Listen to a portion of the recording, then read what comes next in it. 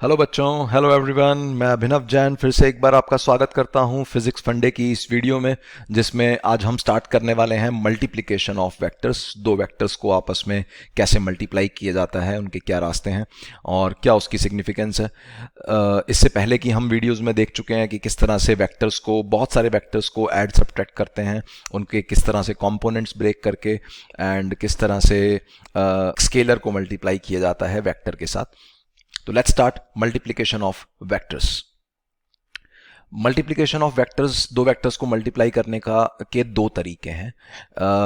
First is dot product. Dot product में दो vectors के बीच में डॉट सिंबल का यूज होता है, और डॉट प्रोडक्ट करने से जो आंसर आता है उसको, वो एक स्केलर क्वांटिटी होता है। ठीक है, मतलब इसको कभी कभी कई किताबों में स्केलर प्रोडक्ट करके भी लिखा होता है, बट ताकि कंफ्यूजन ना हो इसलिए मैंने इसको डॉट प्रोडक्ट ही लिखा है। स्केलर प्रोडक्ट भी इसका एक और नाम है। ध्यान रहे, वेक्टर्स के बीच का ही प्रोडक्ट है, बट आंसर स्केलर आता है इसका।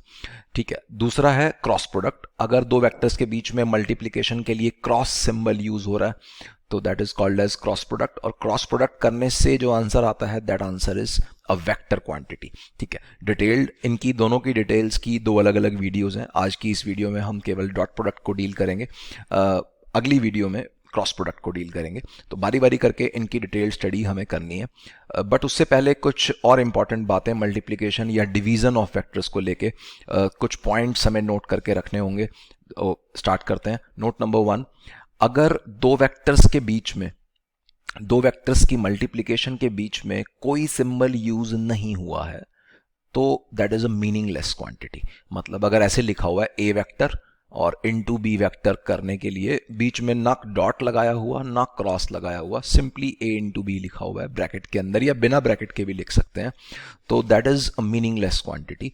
ऐसा ये बिना किसी सिंबल के मल्टीप्लिकेशन अगर शो करनी है तो वो किसकी शो होती है, वो मैंने पहले भी बताया था। एक स्केलर क्वांटिटी अगर एक वेक्टर क्वांटिटी के साथ मल्टीप्लाई होती है तो उसके अंदर कोई सिंबल ऑफ मल्टीप्लिकेशन यूज नहीं होता। अदरवाइज वेक्टर्स की जब जब मल्टीप्लिकेशन होगी तो या तो डॉट सिंबल यूज होगा या क्रॉस सिंबल यूज होगा। दोनों के डिफरेंट डिफरेंट मीनिंग होंगे, ये बातें ध्यान रखनी है अपने को। नोट नंबर 2, जब वेक्टर स्केलर से मल्टीप्लाई होता है, ये मैं बता चुका हूं, कोई मल्टीप्लिकेशन सिंबल यूज नहीं होता। मतलब अगर कहीं ऐसे लिखा है 2 डॉट ए, तो 2 is a scalar, A is vector, dot symbol meaningless बात है। स्केलर क्रॉस वेक्टर मीनिंगलेस बात है।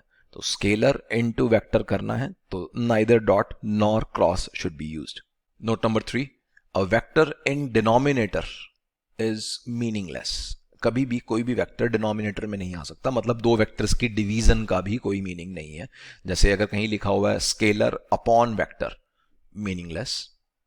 Vector upon vector, meaningless.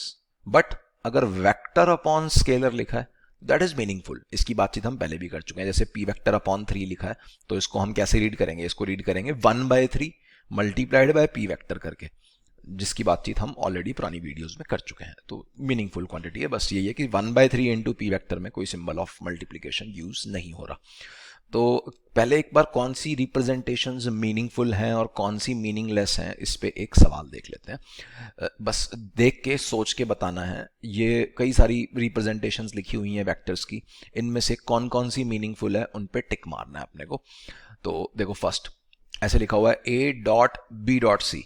अब बी डॉट सी अपने आप में क्या है, B dot C is a scalar quantity. Dot product से जो भी आंसर आता है वो स्केलर आता है। एक स्केलर का डॉट प्रोडक्ट वेक्टर के साथ हो रहा है, तो क्या ये मीनिंगफुल हुआ? नहीं। अगला, ए वेक्टर डॉट बी क्रॉस सी। अब बी क्रॉस सी क्या है, बी वेक्टर क्रॉस सी, ये क्या है? B cross C is a vector quantity. Cross product से, दो वेक्टर्स की क्रॉस प्रोडक्ट से जो आंसर आता है that is a vector quantity. एक वेक्टर का डॉट दूसरे वेक्टर के साथ हो रहा है, that is a meaningful quantity. अगला, ए क्रॉस बी क्रॉस सी। बी क्रॉस सी अपने आप में क्रॉस प्रोडक्ट है, वेक्टर है, ये एक वेक्टर क्वांटिटी है, ये भी एक वेक्टर क्वांटिटी है। दो वेक्टर्स के बीच में क्रॉस सिंबल यूज्ड है, that is a meaningful quantity. A cross B dot C, B dot C अपने आप में स्केलर है, स्केलर का क्रॉस प्रोडक्ट वेक्टर के साथ मीनिंगलेस बात है। अगला, ये है क्रॉस प्रोडक्ट, क्रॉस प्रोडक्ट मतलब वेक्टर, डॉट एक और वेक्टर मतलब मीनिंगफुल। अगला, बी डॉट सी, कोई ब्रैकेट नहीं लगी हुई यहां पे, बी डॉट सी स्केलर है, स्केलर का क्रॉस प्रोडक्ट वेक्टर के साथ मीनिंगलेस है। हाँ, अगर यहाँ a क्रॉस b पे ब्रैकेट लगी होती, अगर a क्रॉस b पे ब्रैकेट लगी होती तो ये मीनिंगफुल बन जाता। तो पहले हम क्रॉस प्रोडक्ट करते और फिर उस वेक्टर का डॉट करते किसी दूसरे c वेक्टर के साथ, तो वो मीनिंगफुल बन जाता अगर a क्रॉस b पे ब्रैकेट लगी होती तो, बट अदरवाइज ये मीनिंगलेस क्वांटिटी है। अगला, एक वेक्टर है, न्यूमरेटर में एक वेक्टर है, डिनोमिनेटर में एक स्केलर है। ध्यान से देखो, a dot B is a scalar, तो स्केलर डिनोमिनेटर में हो सकता है, वेक्टर न्यूमरेटर में हो सकता है। This is a meaningful quantity. अगले में a क्रॉस b डिनोमिनेटर में है, एक वेक्टर डिनोमिनेटर में है। a क्रॉस b से जो आंसर आता है वो वेक्टर क्वांटिटी है, वेक्टर डिनोमिनेटर में हो नहीं सकता, मीनिंगलेस। अगला, a क्रॉस b का मॉड डिनोमिनेटर में है। a क्रॉस b का मॉड मतलब सिर्फ मैग्नीट्यूड, मतलब सिर्फ स्केलर क्वांटिटी डिनोमिनेटर में है, विच इज अ मीनिंगफुल। बस डिनोमिनेटर चेक करने हैं हमें, डिनोमिनेटर में वेक्टर नहीं हो सकता, that is the rule. Cross product numerator में है, डिनोमिनेटर में देखो a vector plus b vector का मॉड, मतलब सिर्फ मैग्नीट्यूड डिनोमिनेटर में है, जो कि हो सकता है, न्यूमरेटर में वेक्टर है जो कि हो सकता है। तो this is a meaningful quantity. तो आई होप क्लियर होगा। रिप्रेजेंटेशन बहुत ध्यान से करनी है, इसके नंबर कटते हैं जब इवन स्कूल एग्जाम्स में भी अगर कोई एक छोटा मोटा क्वेश्चन वेक्टर का आया है, किसी बच्चे ने ढंग से रिप्रेजेंट ही नहीं किया, डॉट नहीं लगाया, क्रॉस नहीं लगाया, या गलत तरीके से डॉट क्रॉस का यूज किया, तो उसके मार्क्स काट लिए जाते हैं सब्जेक्टिव पेपर्स में। तो रिप्रेजेंटेशन बहुत ध्यान से करनी है और प्रोनाउंस भी बहुत ध्यान से करना है। डॉट सिंबल है तो उसे डॉट बोलो, मल्टीप्लाइड मत बोलो। क्रॉस सिंबल है तो उसे क्रॉस बोलो, मल्टीप्लिकेशन मत बोलो। ठीक है, आगे बढ़ते हैं, डॉट प्रोडक्ट स्टार्ट करते हैं। डॉट प्रोडक्ट की डेफिनेशन क्या है? दो वेक्टर्स को अगर डॉट प्रोडक्ट से मल्टीप्लाई करना है तो answer is a scalar quantity, and what is that answer? That answer is a vector dot b vector can be written as, definition is a vector का मैग्नीट्यूड इनटू b वेक्टर का magnitude into cos theta, where theta is the angle between a and b vectors. ठीक है, a vector का mod इस तरह से लिखो, या a वेक्टर के मैग्नीट्यूड को हम बिना एरो और बिना मॉड साइन के ऐसे भी लिख सकते हैं, a into B into cos theta. Representation की हम पहले भी बात कर चुके हैं, तो फॉर्मूला याद रखना है अपने को, डेफिनेशन याद रखनी है। दो वेक्टर्स का dot product is A B cos theta. इसको थोड़ा सा और डिटेल में समझने के लिए इसकी सिग्निफिकेंस क्या है, तो हम ऐसे समझ सकते हैं कि भाई जैसे मान लो ये कोई ए वेक्टर है, ये कोई बी वेक्टर है। अगर ये ए और बी वेक्टर हैं, इनके बीच में थीटा एंगल है, तो इसको ऐसे भी रीड कर सकते हो, a multiplied by b cos theta. B cos theta क्या है? बी वेक्टर के दो कंपोनेंट्स ले सकते हैं अपन। बी वेक्टर, जैसे अपन बी वेक्टर के या किसी भी वेक्टर के एक्स वाई जेड कंपोनेंट्स की हमने बात की है, लेकिन अभी इसकी किसी और डायरेक्शन में भी तो कंपोनेंट ले सकते हैं बी वेक्टर के। तो बी वेक्टर का अगर मैं एक कंपोनेंट ए वेक्टर के पैरेलल देखूं तो वो बनेगा बी कॉस थीटा, और बी वेक्टर का एक कंपोनेंट ए वेक्टर के परपेंडिकुलर देखूं तो वो बनेगा बी साइन थीटा। तो यहां पे हो क्या रहा है? डॉट प्रोडक्ट की सिग्निफिकेंस क्या है? डॉट प्रोडक्ट की सिग्निफिकेंस है कि दोनों वेक्टर्स के एक दूसरे के अलोंग जो कंपोनेंट्स हैं उनकी multiplication is called as dot product. मतलब ए वेक्टर के अलोंग बी का कंपोनेंट देख लो, उनको उसको मल्टीप्लाई कर दो ए के मैग्नीट्यूड के साथ, या उल्टा भी सोच सकते हो, बी वेक्टर के अलोंग ए का जो कंपोनेंट होगा वो क्या बनेगा? ए कॉस थीटा। तो बी का mod into A cos theta, that is the dot product. Dot product की सिग्निफिकेंस यहां पे क्लियर होनी चाहिए। कुछ और पॉइंट्स डॉट प्रोडक्ट के बारे में। Note number 1, dot product always gives a scalar answer, बोल चुका हूं मैं पहले भी, which can be positive, negative, zero, कुछ भी हो सकता है, ये स्केलर होगा बस। अच्छा, पॉजिटिव कब आएगा, नेगेटिव कब आएगा, जीरो कब आएगा, उसको और सोच के देखो। अच्छा, अब ये ए वेक्टर का मॉड तो कभी नेगेटिव हो नहीं सकता, मैग्नीट्यूड है, पॉजिटिव रहेगा। बी वेक्टर का मैग्नीट्यूड भी हमेशा पॉजिटिव रहेगा, मतलब कॉस थीटा पे ही साइन डिपेंडेंट है। कॉस थीटा अगर पॉजिटिव हुआ तो डॉट प्रोडक्ट का answer positive, cos theta negative हुआ तो डॉट प्रोडक्ट का answer negative, cos theta zero हुआ तो डॉट प्रोडक्ट का आंसर जीरो। जैसे कॉस थीटा का पॉजिटिव होता है, सोचो फर्स्ट क्वाड्रेंट में कॉस थीटा पॉजिटिव होता है, सेकेंड क्वाड्रेंट में कॉस थीटा नेगेटिव होता है। मतलब अगर दो वेक्टर्स के बीच में एक्यूट एंगल है तो कॉस थीटा ऐसे एक्यूट एंगल का कॉस पॉजिटिव होगा, कॉस पॉजिटिव होगा तो डॉट प्रोडक्ट पॉजिटिव होगा। दो वेक्टर्स के बीच में अगर ऑब्ट्यूज एंगल है तो cos थीटा नेगेटिव होगा, cos थीटा नेगेटिव तो डॉट प्रोडक्ट नेगेटिव। और अगर दोनों वेक्टर्स परपेंडिकुलर हैं, 90 डिग्री एंगल है, स्पेशल केस, बीच का केस, तो cos 90 की वैल्यू सब जानते हैं जीरो होगी। cos 90 जीरो होने से पूरी टर्म ही A B cos theta zero हो गया, ए डॉट बी जीरो हो गया। ये बात बड़ी इंपॉर्टेंट है। सबसे ज़्यादा यूज़ होने वाली जो बात है वो यही है। जब भी हम आज के बाद किसी भी क्वेश्चन में ये लैंग्वेज देखेंगे कि दो वेक्टर्स परपेंडिकुलर हैं, तो हमें डॉट प्रोडक्ट की याद आएगी, क्योंकि डॉट प्रोडक्ट ज़ीरो हो जाता है परपेंडिकुलर होने से। जैसे इससे पहले के क्वेश्चंस में हमने देखा कि दो वेक्टर्स जब पैरेलल होते हैं, दो वेक्टर्स जब पैरेलल होते हैं तो हमें, या एंटी पैरेलल होते हैं तो हमें कौन सी प्रॉपर्टी याद आती है वेक्टर्स की? वो ए वेक्टर को के से मल्टीप्लाई कर दो तो नया वेक्टर जो होता है वो पैरेलल या एंटी पैरेलल बनता है, depending on the sign of the scalar के। पैरेलल एंटी पैरेलल पे वो प्रॉपर्टी याद आनी चाहिए। परपेंडिकुलर शब्द जब भी क्वेश्चन में दिखे तो डॉट प्रोडक्ट की ये वाली बात याद आनी चाहिए कि डॉट प्रोडक्ट जीरो हो जाता है 90 डिग्री एंगल के कॉस की वजह से। आई होप क्लियर होगा। Note number 2, dot product commutative property show करता है। कॉम्यूटेटिव का मतलब क्या है कि ए वेक्टर को बी के साथ डॉट करो या बी वेक्टर को ए के साथ डॉट करो, एक ही बात है। ऑब्वियसली डेफिनेशन से सोच सकते हो, ए बी कॉस थीटा लिखो या बी ए कॉस थीटा लिखो, एक ही चीज है, दोनों ही स्केलर है, सेम ही आंसर आना है। कॉमन सेंस की प्रॉपर्टी। आगे बढ़ते हैं। नोट नंबर 3, नोट नंबर 3 क्या है? When a vector is multiplied by itself through dot product, then, मतलब एक किसी एक वेक्टर को, लेट्स से ए वेक्टर है कोई अपने पास, ए वेक्टर को खुद के साथ ही डॉट प्रोडक्ट कर रहे हैं, तो क्या बनेगा? बाय डेफिनेशन ए का मॉड इंटू ए का mod into cos 0 degree. 0 degree क्यों? एक वेक्टर का खुद के साथ क्या एंगल बनेगा? अपने आप के साथ तो 0 डिग्री ही एंगल होगा, है ना। तो ए वेक्टर का मॉड का स्क्वायर, ये अपनी रिप्रेजेंटेशन है, जिसको अपन ऐसे भी लिख सकते हैं कि ना तो वेक्टर का एरो लगाया ना मॉड साइन लगाया, सिंपली ए स्क्वायर करके भी लिख सकते हो, या कुछ किताबों में इसको ऐसे भी लिखा होता है। ठीक है, जब भी ये रिप्रेजेंटेशन दिखे, ध्यान से देख लो इसे, ये रिप्रेजेंटेशन अगर कहीं दिख रही है, मतलब ए वेक्टर का स्क्वायर, ए वेक्टर का स्क्वायर, इसका मीनिंग क्या है? ए वेक्टर का डॉट प्रोडक्ट खुद के साथ किया जा रहा है, that is the meaning. Cross product नहीं है इसका मीनिंग, स्टैंडर्ड रिप्रेजेंटेशन है, इसलिए बहुत ध्यान से इसको नोट डाउन कर लो सभी बच्चे। ए वेक्टर का स्क्वायर लिखा हुआ है तो उसका मतलब डॉट प्रोडक्ट है, स्टैंडर्ड मीनिंग। जस्ट याद रखने वाली बात है, मतलब इसमें कोई रूल या कोई लॉजिक नहीं है इस बात में, जस्ट रिप्रेजेंटेशन है। ऐसे लिखना या ऐसे लिखना या ऐसे लिखना एक ही चीज होती है। नोट नंबर 4, जब कोई यूनिट वेक्टर खुद के साथ डॉट प्रोडक्ट करे अपने आप के साथ, यूनिट वेक्टर का डॉट प्रोडक्ट खुद के साथ करेंगे तो क्या बनेगा? यहीं से सोच लो, नोट नंबर 3 के इस रिजल्ट से ही। यूनिट वेक्टर का मैग्नीट्यूड कितना होता है? 1, तो आंसर क्या आएगा? 1 का स्क्वायर। कॉस 0 डिग्री तो वहां भी आएगा ही, 1 इंटू कॉस 0, क्या बना? सारा कुछ ही 1 है, 1 इंटू 1 इंटू 1, तो आंसर वुड बी सिंपली 1। तो कोई भी वेक्टर, चाहे वो आई cap j cap k cap हो, खुद के साथ डॉट प्रोडक्ट करें, या कोई भी ए कैप हो, a cap is any vector, any unit vector, खुद के साथ अगर डॉट प्रोडक्ट कर रहा है तो any unit vector multiplied by itself through dot product results into 1। याद रखनी है बात, ये कॉमन सेंस है, डेफिनेशन से ही सारी बातें निकल रही हैं अपनी। नोट नंबर 5, नोट नंबर 5 क्या है? अगर ये आई कैप जे कैप को, के कैप को एक दूसरे के साथ डॉट प्रोडक्ट किया जा रहा है तो आंसर 0 बनेगा। क्यों? क्योंकि याद करो, एक्स वाई जेड एक्सिस, ये जो 3 एक्सिस होती हैं एक्स वाई और जेड, ये तीनों म्यूचुअली परपेंडिकुलर होती हैं। म्यूचुअली परपेंडिकुलर होने की वजह से इनके बीच में एंगल 90 डिग्री है। इसका मतलब आई cap j cap k cap में म्यूचुअली एक दूसरे के साथ एंगल 90 डिग्री है। 90 डिग्री होने की वजह से cos 90 0, cos 90 0 से डॉट प्रोडक्ट 0।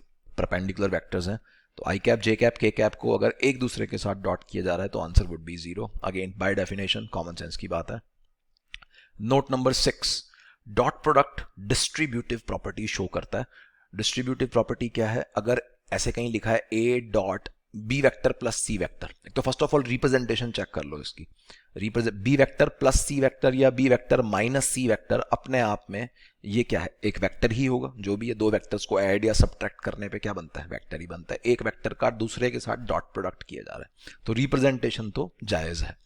अब जब भी ऐसे कहीं लिखा है ए डॉट बी प्लस सी या ए डॉट बी माइनस सी, तो उस केस में हम ब्रैकेट को ओपन कर सकते हैं। ए डॉट बी अलग और ए डॉट सी अलग, बीच में प्लस है तो प्लस, माइनस है तो माइनस। इस तरह से ब्रैकेट ओपन होने की इस प्रॉपर्टी को बोलते हैं डिस्ट्रीब्यूटिव प्रॉपर्टी। तो dot product distributive property show करता है। इस चीज को भी प्रूव किया जा सकता है, ज्योमेट्रिकली प्रूव किया जा सकता है इसका इन जनरल, बट प्रूफ अपने सिलेबस में नहीं है या कोई पूछता नहीं है, तो इसलिए मैंने उसको इस वीडियो में इंक्लूड नहीं किया है। याद रखनी है बात, ये ज्योमेट्री से, बेसिक ज्योमेट्री से इस बात को प्रूव किया जा सकता है। ज़्यादा डिटेल्स के लिए तुम इसको गूगल कर सकते हो, तो इसका मैं प्रूफ यहां वीडियो में इंक्लूड नहीं कर रहा हूं। आगे बढ़ रहा हूं। इस डिस्ट्रीब्यूटिव प्रॉपर्टी की मदद से अपन दो अलग अलग वेक्टर्स का जैसे मान लो ए वेक्टर ये है, a x i cap a y j cap a z k cap, b vector ये है, b x i cap b y j cap b z k cap. इन दोनों का आपस में डॉट प्रोडक्ट करना है। अब ऑब्वियसली हम गधों की तरह से इन दोनों वेक्टर्स को 3D में इमेजिन थोड़ी ना करने बैठेंगे कि दोनों वेक्टर्स को ड्रॉ किया, फिर डी लेके उसका एंगल नापा, उनके बीच में एंगल कितना है, फिर एक वेक्टर का मैग्नीट्यूड इनटू बी वेक्टर का मैग्नीट्यूड इनटू कॉस थीटा। इतनी ज्यादा मेहनत करने की जरूरत नहीं है। We can simply use the distributive property जो अभी मैंने बताई।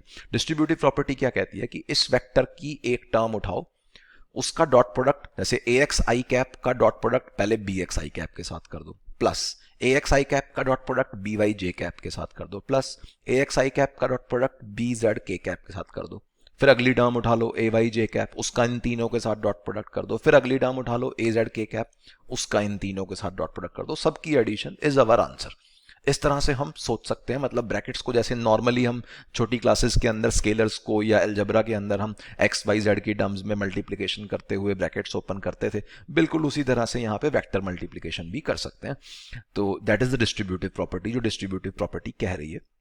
तो डॉट प्रोडक्ट करके देखो इसको, ए x i cap dot B x i cap, इसमें ए एक्स बी एक्स तो आपस में मल्टीप्लाई हो जाएंगे जो भी होंगे विद साइंस, और i cap dot I cap क्या बन जाएगा, अभी बताया मैंने, i cap dot I cap is nothing but 1। Similarly अब ए एक्स आई कैप को बी वाई जे कैप के साथ मल्टीप्लाई करोगे तो 0 बनेगा, क्योंकि आई कैप और जे कैप आपस में 90 डिग्री एंगल रखते हैं, cos 90 is 0। Similarly I cap कॉक डॉट के कैप 0 बन जाएगा। अगली टर्म में जे कैप डॉट आई कैप 0 बन जाएगा, J cap dot J cap 1 बनेगा। मतलब नेक्स्ट टर्म आएगी ए वाई बी वाई, तो ए वाई बी वाई आ गया यहाँ पे।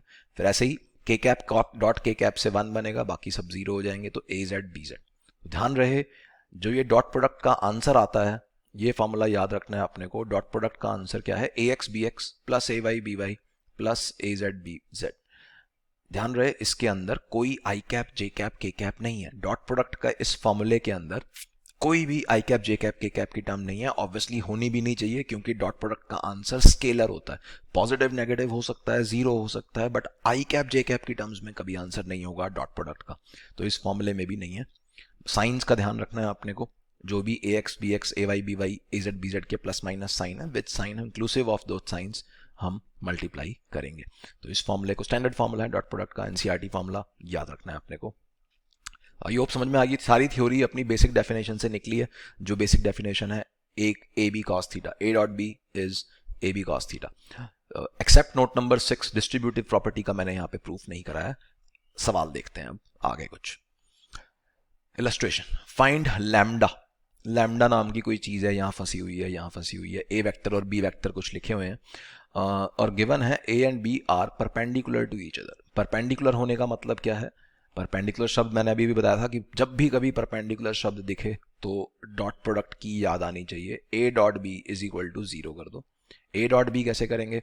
ए डॉट बी में ए एक्स कितना है 2, बी एक्स कितना है 4, तो 2 into 4 A X into B x plus A Y into B y.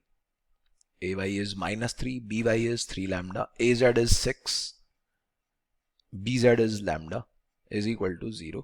तो ये कितना बन रहा है? 8 minus 9 lambda plus 6 lambda is equal to 0। Lambda solve हो गया। एक सिंपल सवाल, कितना बन रहा है? This is 3 lambda is equal to 8, lambda is equal to 8/3। I hope clear होगा। सिंपल क्वेश्चन, दो वेक्टर्स दिए हुए थे। अगेन 3D में इमेजिन करने की बिल्कुल जरूरत नहीं है, मैथमेटिकली हम डील करेंगे। यही फायदा है वेक्टर्स को रिजॉल्व करने का कि हमें बार बार वेक्टर के एरोज ड्रॉ करके उनका ए बी कॉस थीटा करने की लोड नहीं है। हमें जल्दी करना है काम अब, है ना। मैथमेटिक्स इसीलिए सीख रहे हैं हम वेक्टर्स की, ताकि काम फास्ट हो अपना, ज़्यादा इमेजिनेशन बेस्ड काम ना रहे। तो लैम्डा इज 8/3। आगे बढ़ते हैं। इलस्ट्रेशन नंबर 3, मतलब मैं हर टाइप के क्वेश्चन की एक एक इलस्ट्रेशन यहाँ पे ले रहा हूँ, तो सभी क्वेश्चंस पे बहुत ध्यान से फोकस करना है। किसी को अगर लग रहा है कि वो खुद कर सकता है क्वेश्चन को, तो वीडियो पॉज करे और खुद ट्राई करे। Find angle between the following vectors a and B.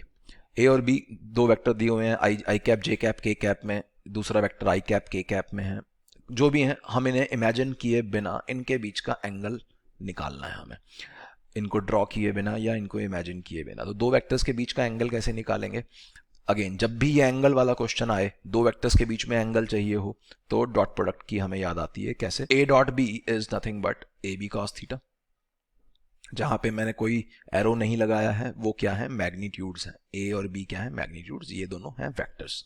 तो ए, ये डेफिनेशन से हम जा सकते हैं cos theta is equal to a dot b upon a b, a vector dot b vector upon a b. A vector क्या है, ए vector dot b vector का हमने फॉर्मूला देख लिया, a x b x plus A y b y. तो a vector का x component है 2, b vector का एक्स कॉम्पोनेंट है -3, प्लस ए वेक्टर का वाई कॉम्पोनेंट है -3, बी वेक्टर का वाई कॉम्पोनेंट 0 है, ध्यान से देखो जे कैप की टर्म है ही नहीं बी वेक्टर में, प्लस ए वेक्टर का जेड कॉम्पोनेंट है 6, बी वेक्टर का जेड कॉम्पोनेंट है 4। तो ये हो गया a x b x plus A y b y plus a z b z, that is dot product upon a vector का मैग्नीट्यूड मतलब रूट ऑफ उसके एक्स कंपोनेंट का स्क्वायर प्लस उसके वाई कंपोनेंट का स्क्वायर प्लस उसके z component का square into B vector का magnitude मतलब उसके एक्स कंपोनेंट का स्क्वायर प्लस उसके वाई कंपोनेंट का स्क्वायर। तो यहां से अपने पास कॉस थीटा आ गया। कॉस थीटा की वैल्यू बन रही है 3 इंटू 2 -6 प्लस 24 अपॉन ये वही 236 आ गए फिर से, 236 की स्क्वायर एडिशन का रूट होता है 7, आराम से करके देख सकते हो, multiplied by 3 square plus 4 square is 25, 25 का रूट इज नथिंग बट 5, तो ये बन रहा है 18/35। तो कॉस थीटा की वैल्यू 18/35 आ गई, मतलब थीटा को कैसे लिखेंगे, कॉस इनवर्स 18/35। तो दिस इज अवर आंसर, अगर बिल्कुल एग्जैक्ट आंसर देना है तो। बाकी डिग्रीज में अगर तुम्हें सोचना है तो 18/36 होता तो बड़ा अच्छा लगता हमें, कॉस इनवर्स हाफ बन जाता। तो कॉस थीटा हाफ के बराबर कब होता है, 60 डिग्री पे, तो लगभग वही है, 18/35 भी लगभग हाफ के ही बराबर है, कॉस इनवर्स हाफ अप्रॉक्सीमेटली अगर हम इसे देखें तो ये 60 डिग्री ही है लगभग। बाकी अंदाजा लगाने की जरूरत नहीं है, कॉस इनवर्स की टर्म में आंसर छोड़ सकते हो, ऑप्शंस भी कॉस इनवर्स की टर्म्स में ही मिलेंगी अगर इस तरह का कुछ सवाल आएगा, या फिर गिवन होगा डाटा अगर कुछ चाहिए होगा तो हमें। आई होप क्लियर होगा। पहली बात मैंने क्या बोली, परपेंडिकुलर शब्द जब भी दिखे डॉट प्रोडक्ट की याद आनी चाहिए, दो वेक्टर्स के बीच में एंगल की कभी तलाश हो डॉट प्रोडक्ट की याद आनी चाहिए, जब भी आई cap j cap k cap में गिवन हो चीजें तब। इलस्ट्रेशन नंबर 4, तीसरी वैरायटी क्वेश्चन की, एक वेक्टर का कंपोनेंट दूसरे के अलोंग लेना है, जो कि मैं इनिशियली डेफिनेशन समझाते वक्त भी मैं यूज कर रहा था कि अगर एक वेक्टर का कंपोनेंट दूसरे वेक्टर के अलोंग लेना है, तो जैसे अभी आसान सवाल लिया है मैंने यहाँ पे देखो ध्यान से, आई कैप जे कैप की ही टर्म्स है, के कैप की कोई टर्म नहीं है यहाँ पे। तो ऐसे वेक्टर्स को तो हम इजीली ड्रॉ भी कर सकते हैं जिसमें सिर्फ आई कैप और जे कैप है, तो उनको एक्स वाई एक्सिस बना के हम एक्स वाई प्लेन के ऊपर ड्रॉ भी कर सकते हैं। तो पहले मेथड बेसिक से ही जाते हैं, एक काम करते हैं, डॉट प्रोडक्ट का इस्तेमाल किए बिना ज्योमेट्रिकली फाइंड करने की कोशिश करते हैं कि ये ए वेक्टर क्या है, कैसा दिखेगा, बी वेक्टर कैसा दिखेगा, और उनका डॉट प्रोडक्ट के बिना एक वेक्टर का कंपोनेंट दूसरे वेक्टर के अलोंग लेना सीखते हैं। मान लेते हैं ये अपनी एक्स एक्सिस वाई एक्सिस है। सबसे पहले ए वेक्टर ड्रॉ किया, ए वेक्टर है 4 आई कैप 3 जे कैप, तो ये कुछ ऐसा होगा सच दैट इसका y कंपोनेंट 3 के बराबर है और x कंपोनेंट 4 के बराबर है, और दूसरा वेक्टर है i cap plus j cap, ये रहा i cap plus j cap, ये a वेक्टर नाम भी लिख देते हैं इसका, ये a वेक्टर है, ये b वेक्टर है, i cap plus j cap, जिसका x कंपोनेंट 1 के बराबर है, y कंपोनेंट भी 1 के बराबर है। ठीक है, तो हमें a वेक्टर का कंपोनेंट b वेक्टर के अलोंग लेना है। a वेक्टर का कंपोनेंट b वेक्टर के अलोंग लेने का मतलब क्या है, ये रही अपनी b वेक्टर वाली लाइन, मतलब ए वेक्टर का अगर कोई एक्स कंपोनेंट पूछता है तो वो 4 है ऑब्वियसली, ए वेक्टर का वाई कंपोनेंट पूछता है तो 3 है। तो जिस तरह से हमने एक्स वाई कंपोनेंट्स करने सीखे थे, बिल्कुल उसी तरह से ए वेक्टर का कंपोनेंट हम बी के अलोंग लेंगे। ये अपनी बी वेक्टर वाली लाइन है, मतलब ए वेक्टर का एक कंपोनेंट तो हमें इस लाइन के अलोंग चाहिए, और एक दूसरा जो बचेगा वो कौन सा कंपोनेंट होगा, वो इसके परपेंडिकुलर हो जाएगा। तो ड्रॉ कर देते हैं, ए वेक्टर का एक कंपोनेंट तो है ऐसा जो इस बी वेक्टर वाली लाइन के अलोंग है, ये इसका नाम रख देते हैं ए पैरेलल, और दूसरा कंपोनेंट है ऐसे which is a perpendicular. A parallel क्या है, a parallel is the component of a along B या parallel to B, and this A perpendicular is the component of A perpendicular to B। obviously समझ में आ रहा होगा symbols. हमें चाहिए क्या, ये वाला चाहिए। अब ये वाला कंपोनेंट कैसे निकलेगा, अगर मुझे ये एंगल थीटा मिल जाए, ये एंगल थीटा मिल जाए तो I can say that A parallel जो आंसर है हमारा इस ये कितना होगा, इसका मैग्नीट्यूड होगा सिंपली ए कॉस थीटा। जिस एक्सिस के साथ एंगल दिया रहता था उसमें कॉस थीटा आता था, या बेसिक से भी सोच सकते हो cos theta is this A parallel upon A, base upon hypotenuse से सोचें तो ए पैरेलल कितना बना, ए पैरेलल का मैग्नीट्यूड बन गया a cos theta simply. I hope clear होगा यहाँ पे।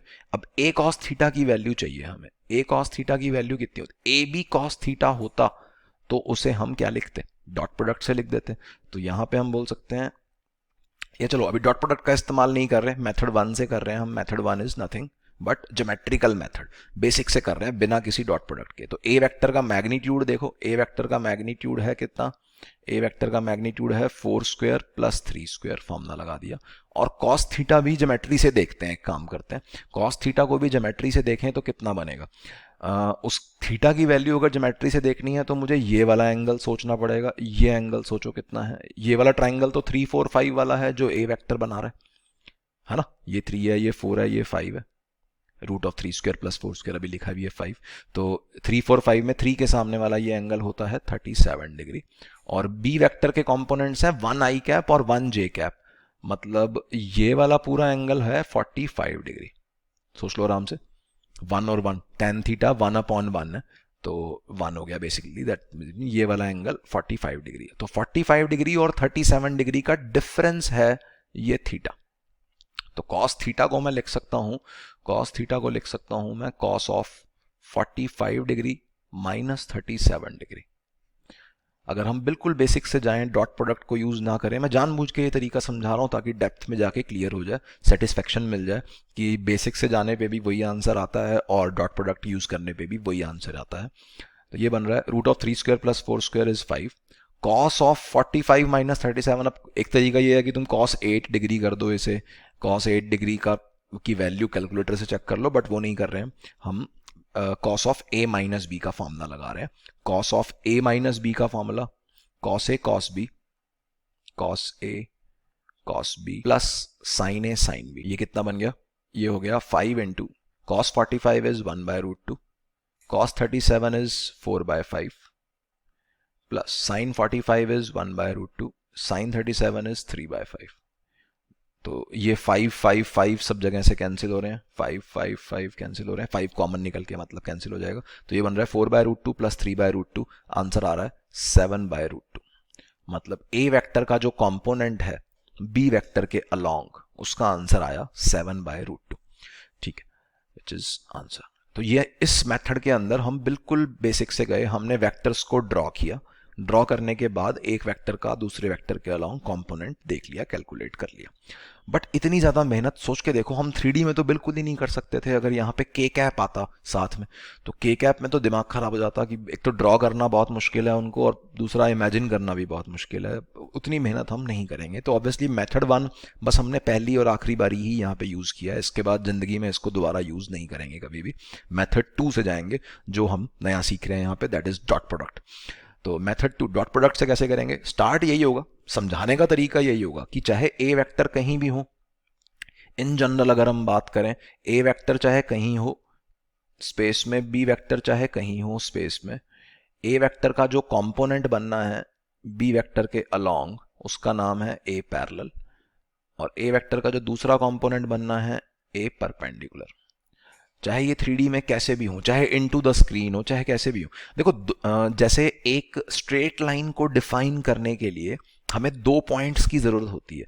अगर हमें दो पॉइंट्स के कोऑर्डिनेट्स मिल जाएं तो 2 पॉइंट्स को ज्वाइन करने वाली एक ही स्ट्रेट लाइन हो सकती है। वैसे ही एक प्लेन को डिफाइन करने के लिए 2 वेक्टर्स की या 2 स्ट्रेट लाइंस की ज़रूरत होती है। 2 लाइनों से पास होने वाला एक ही प्लेन हो सकता है अगर दोनों की इंटरसेक्शन हो रही है। तो ऑब्वियसली दोनों पॉइंट्स, दोनों वेक्टर्स की अगर टेल से टेल मिली है तो वो किसी ना किसी एक प्लेन से पास कर रहे होंगे। मान लेते हैं वो स्क्रीन का ही प्लेन है। तो इन जनरल बात कर रहे हैं, ये ए वेक्टर और बी वेक्टर कुछ भी है तो इसके ए वेक्टर के 2 कंपोनेंट्स बनेंगे, एक बी के अलोंग, एक बी के परपेंडिकुलर, जिनके नाम हमने रख दिए ए पैरेलल वेक्टर और ए परपेंडिकुलर वेक्टर। ठीक है, अब इन जनरल स्टार्ट वहीं से है कहानी। ए वेक्टर का जो पैरेलल कंपोनेंट है बी के, उसका मैग्नीट्यूड क्या होगा, उसका मैग्नीट्यूड हो जाएगा सिंपली ए कॉस थीटा।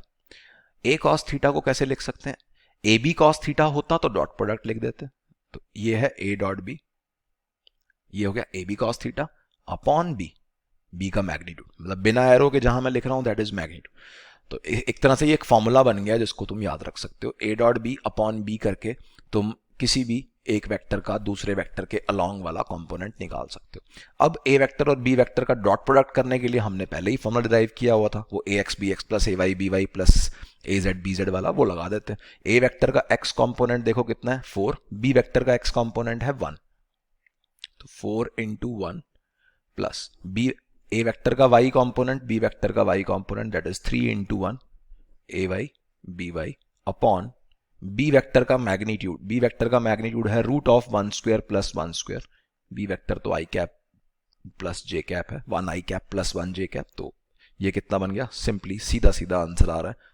तो तुम्हें समझ में आ रहा होगा, बहुत इजी कैलकुलेशन है। अगर हम डॉट प्रोडक्ट से जाते हैं तो ए वेक्टर और बी वेक्टर को इमेजिन किए बिना या ड्रॉ किए बिना डायरेक्टली हम उसका कंपोनेंट बी वेक्टर के अलोंग निकाल सकते हैं। यहाँ पे एक नोट करने वाली बात और है, ये आंसर नेगेटिव भी आ सकता है। ए पैरेलल वेक्टर या a parallel can be negative as well. Negative कब आएगा सोचो, अगर हम इस फॉर्मूले को यूज कर रहे हैं, नेगेटिव कब आएगा, जब ए डॉट बी नेगेटिव होगा। मैग्नीट्यूड तो किसी वेक्टर का नेगेटिव हो नहीं सकता, डॉट प्रोडक्ट नेगेटिव हो सकता है। तो नेगेटिव आंसर होने का मतलब क्या है, ए वेक्टर और बी वेक्टर में ऑब्ट्यूज एंगल बन रहा है। सोच के देखो, जब ये थीटा ऑब्ट्यूज हो जाएगा तो ए वेक्टर का जो कंपोनेंट होगा बी के पैरेलल वाला, मतलब ए पैरेलल वेक्टर, वो लेफ्ट साइड में बन जाएगा। लेफ्ट का मतलब एंटी पैरेलल टू बी बन जाएगा, तो अपने आप आंसर नेगेटिव आ जाएगा। तो that is the significance of negative sign. But यहाँ कोई नेगेटिव का पंगा नहीं है, यहाँ इजी एग्जांपल था, 7/√2 आंसर आ गया। आई होप क्लियर होगा, दोनों मेथड अच्छे से क्लियर होंगे। आज के बाद हम जो मेथड यूज करेंगे that will be method number 2, dot product की मदद से करेंगे। क्योंकि केवल आई कैप जे कैप में तो हमने फिर भी ड्रॉ कर लिया, बट के कैप में हम ड्रॉ कर नहीं सकते, मैथ्स का सहारा लेंगे, अदरवाइज मुश्किलें बहुत बढ़ जाएंगी। नहीं तो आगे बढ़ रहे। Illustration 5, find component of a vector along b vector if, अब देखो यहाँ पे के कैप आ गया, तो also write this component in terms of i cap j cap k cap. तो चलो पहले एक बार निकालते हैं इन जनरल वही ए वेक्टर। इस डायग्राम को देखो ध्यान से, ये जो भी बनाया था मैंने, इस वाले डायग्राम को, इस डायग्राम पे ही है सारी कहानी। तो पहले क्वेश्चन का आंसर तो वही यही है अपना, a dot b upon b, parallel vector a का पैरेलल कंपोनेंट बी के अलोंग। तो ए पैरेलल वेक्टर का मैग्नीट्यूड अगर सिर्फ पूछा है तो हम बोल देंगे a dot b upon b. और दूसरे क्वेश्चन का आंसर अगर in terms of i cap j cap k cap पूछा है तो इसका आंसर क्या होगा, प्रॉपरली लिखेंगे, ए पैरेलल वेक्टर को लिखना पड़ेगा फिर हमें। ध्यान से देखो इस डायग्राम में ये ए पैरेलल वेक्टर क्या है, ए पैरेलल वेक्टर है एक ऐसा जिसका मैग्नीट्यूड तो ये रहा, जिसका मैग्नीट्यूड तो यही है ए dot b upon a b, sorry a dot b upon b, मतलब ए कॉस थीटा, जो कि नेगेटिव भी हो सकता है, मतलब मैग्नीट्यूड कहना गलत है, मतलब इसकी जो इसका मॉड को मैग्नीट्यूड बोल सकते हैं, क्योंकि अगर इसमें नेगेटिव साइन आया तो वो तो डायरेक्शन को ही शो करेगा। तो ए पैरेलल का मैग्नीट्यूड हो गया ये, एंड डायरेक्शन क्या है ए पैरेलल वेक्टर की, ए पैरेलल वेक्टर की डायरेक्शन है बी वेक्टर के जैसी। नेगेटिव साइन अगर उसके मैग्नीट्यूड में दिखा तो वो बी वेक्टर के साथ एडजस्ट हो जाएगा। तो ए पैरेलल की डायरेक्शन बी वेक्टर के जैसी है। ए पैरेलल की डायरेक्शन के लिए मैं यहाँ पे ऐसा सिंबल यूज कर सकता हूँ कि this is a parallel cap करके, बट ए पैरेलल कैप करके यूज जरूरत नहीं है अपने को, हम सिंपली बोल सकते हैं डायरेक्शन के लिए हम यूनिट वेक्टर को याद करते हैं। तो ए पैरेलल वेक्टर की डायरेक्शन बिल्कुल बी कैप जैसी है या बी वेक्टर जैसी है, तो मैंने डायरेक्शन के नाम पे यहाँ पे बी कैप लगा दिया। सोच लो हमारे, अपने ध्यान से सोच लो सभी बच्चे, आंसर नंबर 1 ये है अपना, आंसर नंबर 2 ये है, आगे हमें सॉल्व करना है, अभी वो कर रहे हैं। चलो पहले आंसर नंबर 1 निकाल लेते हैं, आंसर नंबर 2 में भी यूज होगा। तो ए डॉट बी कर रहे हैं, a dot B is 6 into 2 a x b x plus A y b y plus a z b z whole upon b vector का मैग्नीट्यूड, बी वेक्टर का magnitude है root of 2 square plus 3 square plus 6 square.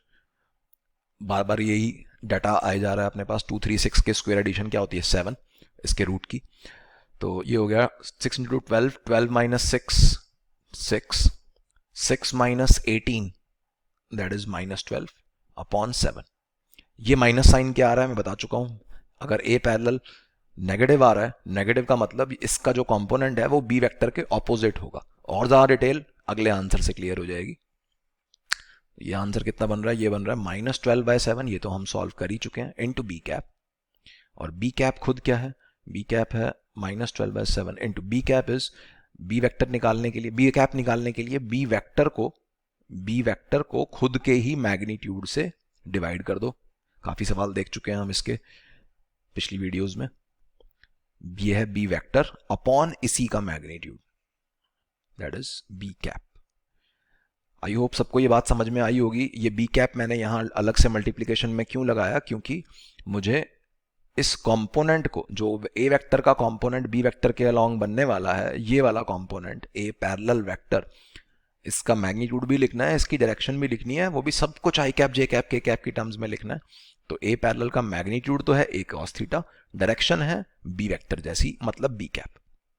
बाकी negative sign आया तो opposite to be cap हो जाएगा जब ये थीटा ऑब्ट्यूज होगा। आई होप क्लियर होगा। ये बन रहा है, फिर से एक 7 और अपीयर हो रहा है, तो ये बन रहा है, एक 7 बाहर आएगा तो ये 49 बन जाएगा नीचे, 7 into 7 -12/49 into 2 i cap plus 3 j cap plus 6 k cap. This is answer number 2। I hope चीजें समझ में आ रही होंगी। These are the answers. आगे बढ़ते हैं, इलस्ट्रेशन नंबर 6। थोड़ी और टफनेस बढ़ा रहे हैं। Find component of a vector perpendicular to b vector, जिसको पिछले सवाल तक सबको समझ में आना चाहिए था। ये सवाल स्पेसिफिकली उन्हीं बच्चों के लिए है जो आईआईटी जेईई एडवांस की तैयारी कर रहे हैं, क्योंकि टफनेस लेवल थोड़ी सी और हायर है इसमें। इस तरह के सवाल जनरली किताबों में नहीं पाए जाते। Find component of a vector perpendicular to b vector, मतलब जो अपन डायग्राम बना रहे थे अभी तक, वही डायग्राम मैं दोबारा बना लेता हूँ। ये ए वेक्टर कहीं भी हो सकता है 3D में, ये बी वेक्टर इन जनरल कहीं भी हो सकता है 3D में। इस बार इस क्वेश्चन में हमसे ए परपेंडिकुलर वेक्टर मांगा गया है। ये वाला जो वेक्टर था ए परपेंडिकुलर वेक्टर, इसको मांगा गया है आई cap j cap k cap में। अभी तक हमने पिछला सवाल जो देखा वो ए पैरेलल वेक्टर के बारे में देखा, ये हम कर चुके हैं। ए पैरेलल वेक्टर कैसे निकालते हैं आई कैप जे कैप में, ये हम कर चुके हैं। ए परपेंडिकुलर वेक्टर कैसे निकालें, वो भी आई कैप जे कैप। केवल मैग्नीट्यूड पूछा होता तो चीजें फिर भी आसान थी। देखो, हमें ये थीटा निकालना आता है, हमें ये वाला थीटा निकालना आता है डॉट प्रोडक्ट से, ए डॉट बी करके ए बी कॉस थीटा निकाल लेंगे, और जिससे कॉस थीटा आ जाएगा। कॉस थीटा आ जाएगा तो साइन थीटा भी आ जाएगा। सोचो, √1 minus sine square theta. Sine theta आने से ये परपेंडिकुलर लेंथ में मिल जाएगी हमें।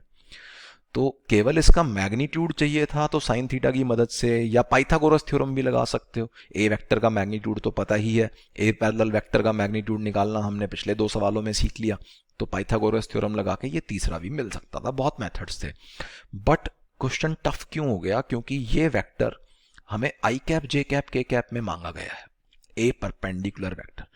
तो दिमाग लगाओ कैसे इसे लिखें। ए परपेंडिकुलर वेक्टर जो भी हो, चाहे ए वेक्टर कैसा भी हो, मैं ए वेक्टर को इस तरह से तो लिख ही सकता हूं।